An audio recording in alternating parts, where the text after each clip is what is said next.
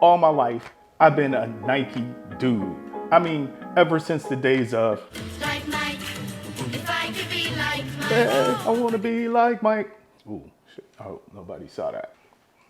Now, I've owned other brands of shoes, but none so consistent as that very cool looking swoosh.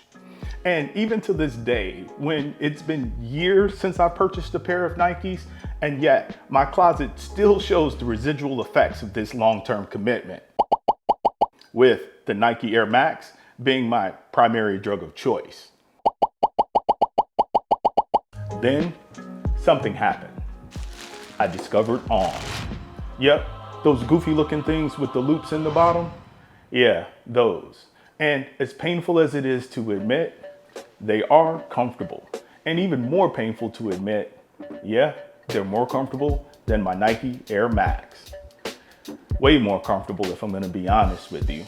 So this discovery not only threatened to break up a lifelong and very loving, if I might add, relationship with the swoosh, but it also fostered a change in mindset where comfort and functionality became my priorities. And I started selecting shoes for how fun they made walking, running, and for how tolerable they made long days standing on your feet. As a result, I started testing out shoes from brands such as Hoka, Brooks, Asics, and really, it was only a matter of time till all roads led me back here. I can't tell you how excited I am to get inside this package because really, it's about time that we review these shoes. The Nike Invincible 3s. Let's go. The Nike Invincible Run 3 generally run between $170 and $190 regular retail. While I still think this is a lot, I don't find it surprising, seeing as though Nike generally has a shoe in every price category. And really, the Invincible 3s are priced comparable to max cushion efforts from other brands. I got lucky and I found a pair on Dick's Sporting Goods website for just under $105. And occasionally, if you're not too picky about color, you can find them on sale in the low 100s, and I really suggest you look for that. So, as per usual, I did my thing, and I've spent the last month or so kicking the shit out of these Nike Invincible Run 3s, Zoom X, or whatever they're called. And so the Nike Invincible line has been around since 2021 and is currently in its third iteration. And the major selling point is the Nike Zoom X foam, which was traditionally used in aerospace innovation and is designed to deliver an 85% return. I love it. Let's all pretend like we actually know what that means. It kills me with these companies saying things like traditionally used in aerospace innovation, as if that means anything to us without putting that into its proper context. Like it was used in pilots' seat foam cushioning. I mean, that would make sense. Anyway, I digress. What I can tell you is that the Nike Zoom X foam is soft and is challenging, being the first or second softest shoe sole in my collection.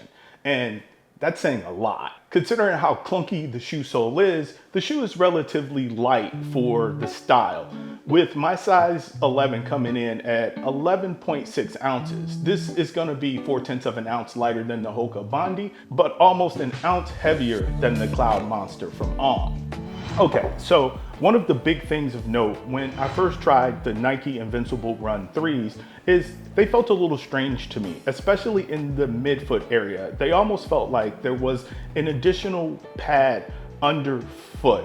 Also, the shoe felt kind of stiff. They're super soft and yet they feel kind of stiff.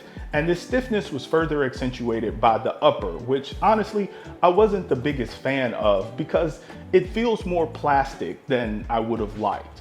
And like no other shoe, the Invincible Run 3 really benefited from a little bit of breaking in. But once the shoe was broken in, however, it skyrocketed to the top of my list for running and for long walks. And it's the Nike Zoom X foam that's the real winner here. And even the stiffness that I complained about earlier contributes to the way that your foot is coddled and not very stressed. And as a result, I also find the Nike Invincible 3 to be a great shoe for spending long days standing on your feet. However, the Invincible Run 3 aren't my favorite for casual circumstances, and they wouldn't be my first choice for an afternoon in the park or stroll through the market, etc. Now, you may say, hey Larry, that's very strange. How could a shoe be comfortable over the period of 12 hours, but really not so comfortable over the course of 3 or 4?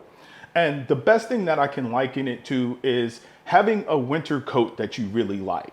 And when the temperature falls below freezing, you find your coat very comfortable. However, the minute that the temperature ekes above, say, 50 degrees, suddenly that nice winter coat isn't so comfortable anymore. And I understand that with the Nike Invincible Run 3s, I know it's not exactly the same thing, but it's a similar sentiment.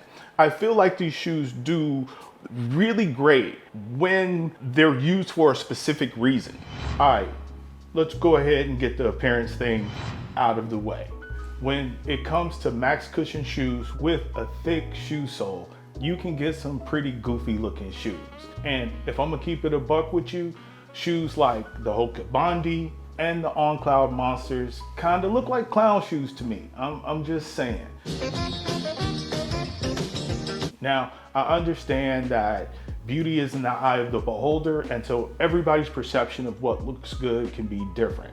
Just in my opinion, as far as the max cushion genre goes, the Invincible 3s, well, they look all right. But now to the big question. Are the Nike Invincible Run 3s worth it? Okay, that's a tough one. And first we have to consider we're all different and we all find different things comfortable. But that aside, I think the Invincible Run 3s are a good option if you're looking for the exact things that the Invincible Run 3 offers, which is a thick shoe sole with lots of cushion and lots of support. Then I think you'll be served well.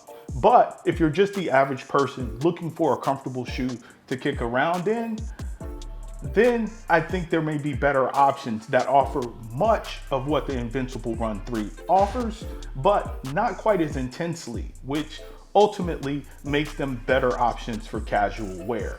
I hope that makes sense. But I think the Invincible Run 3s will really shine for anyone that's purposeful about buying them. So if you're buying them specifically for runs or for long walks, or maybe even to manage foot pain or for long days on your feet, then I think you won't be disappointed. And for anyone else, I think they might be overkill. But hey, you may really like it. So for fans of the Cloud Monsters, Hoka Bondi, Asics Nimbus, I think it's really worth giving the Nike Invincible Run 3s a try. You just might find out that they really work for you. Thanks a bunch for watching. Until the next one, fitness and beer. Get out of here.